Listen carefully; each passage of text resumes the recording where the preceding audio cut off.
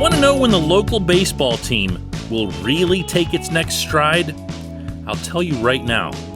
It'll be when they start openly discussing, not just with the public, but internally, actual team-based goals. Good morning to you. Good Monday morning. I'm Dejan Kovacevic of DK Pittsburgh Sports, and this is Daily Shot of Pirates. It comes your way bright and early every weekday. If you're into football and or hockey, I also offer up daily shots of Steelers and Penguins right where you found this. Pirates lost to the Nationals by a 6-2 count yesterday at PNC Park. Bryce Wilson gave up 3 home runs. The Pirates had an early lead. He turned it into a 5-2 deficit, and they had a 13th chance to sweep somebody. A 13th game in which they could have closed out a sweep of any length, and they are now 0-13 in such situations. Honest to God, 0-13.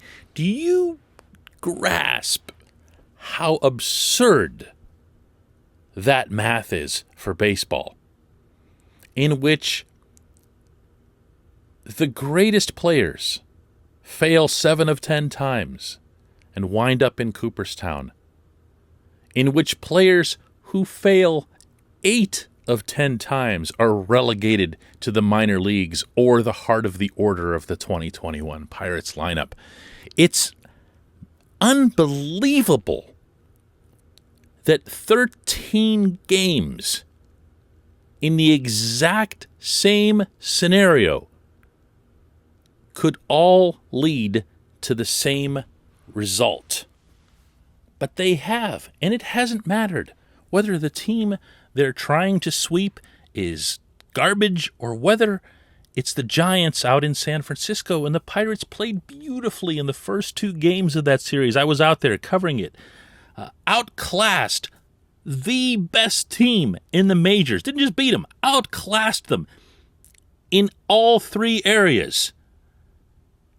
And then they show up Sunday afternoon, and there's nothing doing. Same thing happened this week. Not just once, but twice. Detroit Tigers win 2, lose the 3rd. Washington Nationals win 2, lose the 3rd.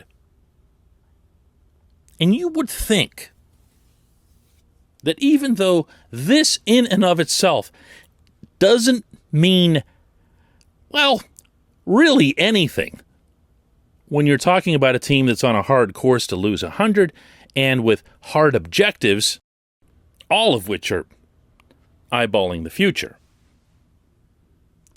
But I don't know, man. I don't know. I'd like to hear just once from Derek Shelton, from the players, that, man, this really bothers us. You know, this is lousy. This is embarrassing. We're the only team in the majors that doesn't have a sweep. And every single time we've been right there, we've fallen short. That doesn't reflect particularly well on us. It doesn't reflect not just on our talent level or our depth or our rotation depth, because more often than not, that's been what's unplugged this. Whoever happens to be pitching third, isn't very good, okay? But we'd like to think that, that's a point of pride for us if we could pull that off, if we can kind of scratch that off the list. Instead, every time the subjects come up this season, at least since one exception, and I'll get to that in a second, Shelton's really kind of blown it off like, it's just really not anything we talk about. I asked him about it myself earlier in the week, and he's like, nah. And I go, well, do you talk about it in the clubhouse? Is it something that comes up beforehand? No, not really. We're talking about individual things and getting better and improving in this and improving in that. And I'm thinking, I don't know, man. I mean, I get where you are, but you're a manager of a major league team, and they're all there before the game, and their objective for the day, in addition to getting better and all that other wonderful stuff, is to win the game that's being played that night. And maybe if there were some additional oomph put behind that,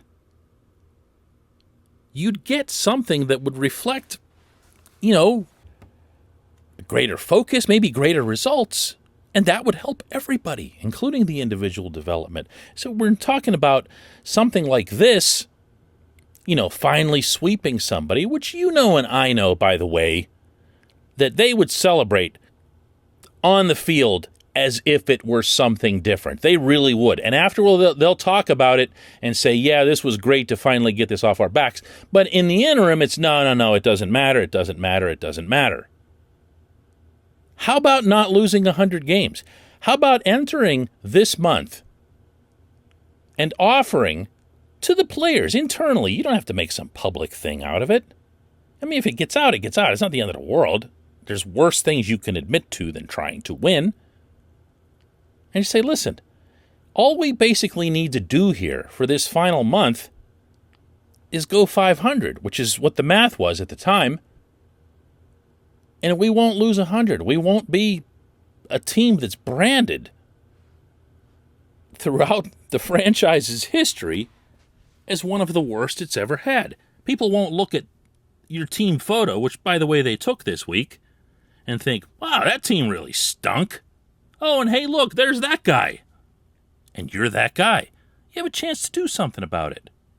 0-13 with a chance to finish somebody off. It's like being a pitcher who gets an 0-2 count on everyone, and then that batter just fouls off 100 pitches and then screams a double off the wall against you. It should count for something. It could count for something if it were framed that way, and I'd like to see that turn somewhat in 2022. I've been emphasizing that year a lot lately, maybe more than I should, given my understanding for what the skill level is, of what's in Pittsburgh and what's in Indianapolis and how far away the rest of it is. But I do think it's important to start putting into place that, what's the word I'm looking for here? Is it culture? I mean, because Shelton brings up culture all the time, but he's almost always emphasizing work ethic and fundamentals, and that's good. I've praised him endlessly for both of those facets and for how the Pirates have responded to him in those regards. Great, wonderful. Start talking about things that are right in front of you, too. This sweep thing stinks. It really does. When we come back, just one question.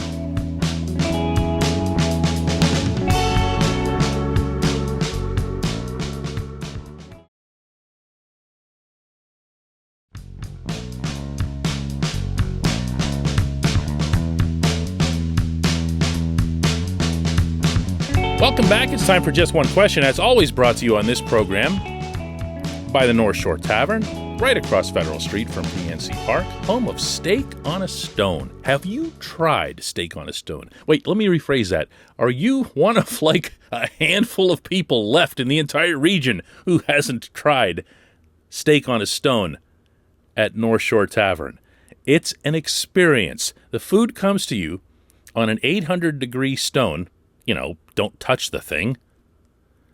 It's partially cooked, it's safely cooked, but you're left to do the rest. You're left to cut the steak up, lay it on its side, set some of it off to the edges. I like to do that. There's also shrimp, vegetables, and other delicacies that are, again, left to you. You're the chef. I'm not very good at it, I'm not going to lie. So I might not be the best person to ask for advice. But it ends up being absolutely wonderful. Visit North Shore Tavern, right across Federal Street from PNC Park. Today's J1Q comes from Jeff Hoffman, who asks, what happened to the meritocracy? Do you think it's hard for players to give their best when the Pirates say it but don't do it? Well, my first snapback here at you, Jeff, is the idea that the Pirates wouldn't be giving their best. One thing about a team that doesn't have a lot of talent and has a lot of players who bluntly shouldn't even be in the majors, they're going to try hard. They're desperate to hang on to major league employment. So you're not going to see effort be any kind of issue. But the meritocracy thing, I'm kind of glad you brought that up. Because that came up, you'll recall, way back in April when the Pirates were off to that really fun start. A little bit over 500. They were 12-11 at one point when they knocked off the Kansas City Royals, who at the time had the major's best record.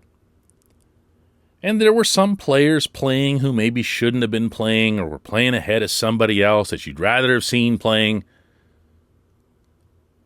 And the word was used both by Ben Cherington and by Derek Shelton. Meritocracy. Put the best players out there. Now, we're in a different world at the moment. It's September ball. When you see an infield alignment that has Kevin Newman at second base and Cole Tucker at short, when you know that Newman should be the shortstop there, it couldn't be more obvious that they're just trying to see what Tucker has at the short position for whatever that happens to be worth. Like, how much more do you need to see of that? Sure enough, by the way, Tucker ends up making a mistake in the very first inning, and it only highlights the decision. The decision is made because they're just trying to see things. Sure, would they like to win? Whatever. They're trying to see things. But the meritocracy thing, that's got to swing back into the equation, doesn't it? Just like what I was talking about in the opening segment. In 2022, a lot of the debate and discussion in Bradenton, not just with people like me and you, but with the Pirates themselves, should be who's earned this job, who deserves this job. To an extent. You're not going to bury some top-level prospect because so-and-so 29-year-old guy is doing great, whether that's in Pittsburgh or Indianapolis or even Altoona. You have to keep the prospects advancing. You have to try to continue to move them up the ladder in an intelligent way. But there's something to be said. I'm going to use that word culture again, because it's not just about, taking X number of rounds of batting practice and being really good at turning the double play. The culture has to, at some point, flip toward winning. Winning that game that night in Pittsburgh, Pennsylvania. That's got to happen. It's got to happen. And the sooner that happens, the sooner you'll know that things are about to get real. But I'm not seeing that in any form yet at all. And I feel that it's fair to call that out. I appreciate the question. I appreciate everybody listening to Daily Shot of Pirates. Let's do this again tomorrow.